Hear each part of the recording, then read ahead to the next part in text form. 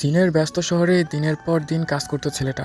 চারপাশে মানুষের ভিড় থাকলেও তার মনটা পড়ে থাকতো বাংলাদেশে, একজন মানুষের কাছে। পুনের ওপাশে থাকা সেই মেয়েটাই ছিল তার পৃথিবী। প্রতিদিন রাত জেগে কথা হতো, কখনো হাসি, কখনো অভিমান, কখনো চোখের জল। দূরত্ব ছিল হাজার হাজার কিলোমিটার, কিন্তু ভালোবাসা ছিল তার চেয়েও বড়। একদিন মেয়েটা কান্না ভেজা কণ্ঠে বলল, তুমি যদি একবার আমার সামনে এসে দাঁড়াতে, তাহলে হয়তো সব কষ্টই ভুলে যেতাম। এই কথাটা ছেলেটার হৃদয়ে গভীরভাবে গেঁথে গেল।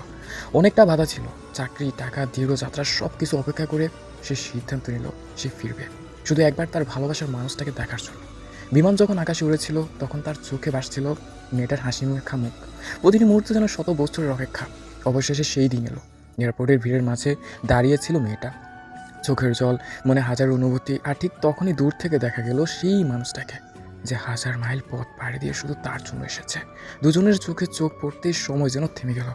কোনো বড় উপহার নয়, কোনো দামি জিনিস নয়, ভালোবাসার সবচেয়ে সুন্দর প্রমাণ ছিল সেই দীর্ঘ যাত্রা।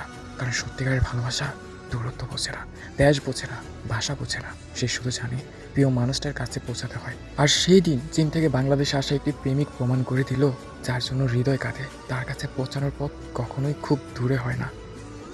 হ্যাঁ, ভালোবাসা যদি সত্যি হয় তাহলে হাজার মাইলের দূরত্ব একদিন হার মেনে যায়।